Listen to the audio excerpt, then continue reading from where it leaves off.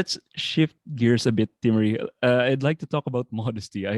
Because this is a topic that's not uh like discussed much, and men and women have different needs to be modest. Like for us men, it's mostly on our speech. Maybe Mm, yeah. But for women, how do you practice modesty? And first, what does modesty mean? And mm. how do you That's practice modesty? a great question. Mm, Modesty is a virtue. And I think that if we start by understanding it's a virtue, understand it doesn't just have to do with how we dress. It mm, has to do with this strong level of self-control, of not overexposing the human person. mm. And if we talk about that, you mentioned this from the perspective of men, it has to do with speech, not cursing, what we say, what we Yeah, talk yeah. about, that we don't share too much. Mm, I think that this is kind of at the heart of the virtue of modesty. So that has to do with how we dress, how we stand, what we say verbally. And so modesty from the perspective of being a virtue encompasses all of who we are. mm, And I think that that's so important because so often we reduce modesty to what you wear. But if mm, you look, for example, to, worldwide, for 100 years now, we see all of these front covers of a Vogue magazine, right? It's one of the most mm, fashionable magazines. But if you look at the magazine, sometimes, not always, you mm, could see a woman wearing the exact same thing today that she wore 80 years ago in a Vogue magazine.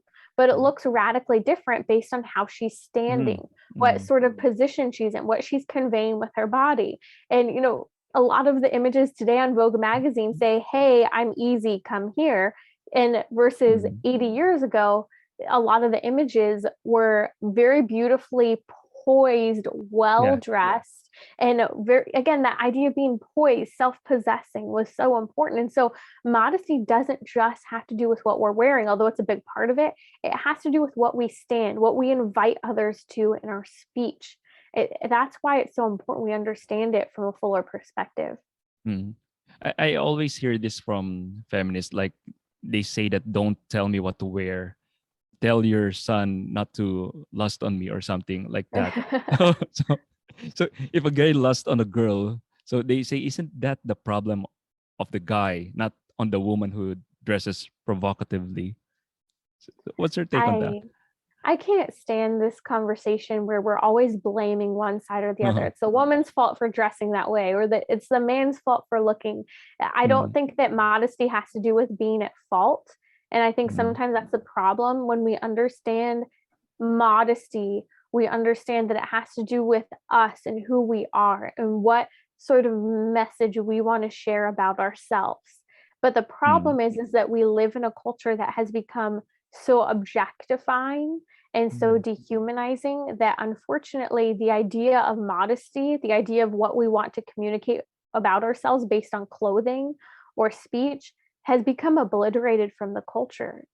mm, I've lived for years in Southern California, and we have mm. living near the beach. I grew up on a lake. You have a Yeah. bikini Uh-huh. swimsuit type of culture, and I've been a part of that. And there's a balance, and I think it's important that we understand that we've become so desensitized to just showing our bodies because we think that we're always supposed to be, as women, Mm, um, I wouldn't say, I don't think women understand that they're being lusted after. I think that women mm, always want to feel desired, mm, desirable and beautiful. And there's nothing mm, wrong with having a desire to be desired and beautiful. But the culture we live in today makes women objectify themselves and they don't understand that that's what's happening. mm. What's a good rule of thumb in choosing a modest outfit for women? Oh, How much clothing. wiggle room do you girls have Yeah. being This modest? is this is a great question. I think we have to be careful not to be prudish, but to Yep. be prudential. And Okay. I think that's so important. And every person's body type is different.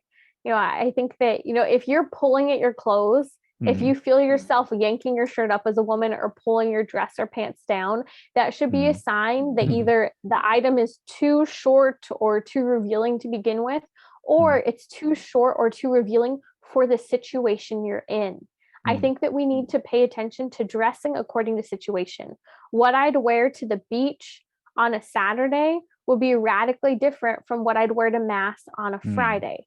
Not saying that you'd wear something immodest to mass on a Friday, but what you wear maybe in the middle of your normal work week or just your normal week might be different from what you wear to mass on a Sunday, because you're dressing up, you're honoring the Lord extra on Sunday. Maybe you end up going to mass on a Thursday in flip-flops if you go to daily mass. There's nothing wrong with that, but trying to show that extra honor on Sunday. We've lost this culture of honor and respect when it comes to what we wear. Even what you'd wear to visit your grandparents should probably be a little different from what you'd wear, to just hang out at home, at 7 a.m. in the morning. I think that really should help be our guideline. What is our comfort level? And what are we trying to communicate with the clothes we are wearing? I think that's important as well. Okay. How about the age-old question, since time immemorial, the question on leggings? So this always comes up when the topic of modesty was discussed. This is so funny. Okay, if you are in a fitness class, if you are exercising, great, wear your leggings. Don't worry about what is and is not being covered. But and again, this is an opinion, but I am of the opinion that if you were wearing leggings as a part of a day-to-day outfit and you're not at home, your butt and your crotch area really should be covered. So sure, wear the leggings, but have a shirt or dress or sweatshirt that covers that. I think it's just appropriate. And let's be honest, a lot of us should not be wearing leggings out in public. Pants help keep things in place. Leggings do not. I think that it should be kind of common sense. I personally just don't really feel comfortable wearing leggings out of the house if I'm not, if parts of my body aren't covered, if my shirt isn't long or something like that. But if I'm going to a workout class, I think that's different. But then there's a challenge. Well, what if I'm going from the workout class to the grocery store to run errands? I taught Pilates. I've been in the fitness world for years, and always trying to find a balance.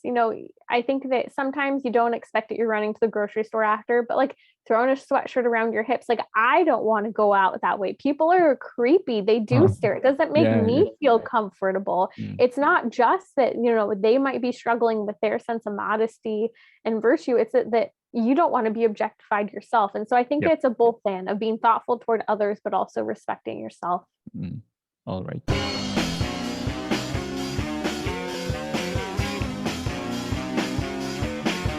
Hi, this is Aruga of the Aruga Show. If you like what you just saw, please consider subscribing and smash that like button. We'll need all of your help to take back the culture from this ideological colonization of the West. Thank you.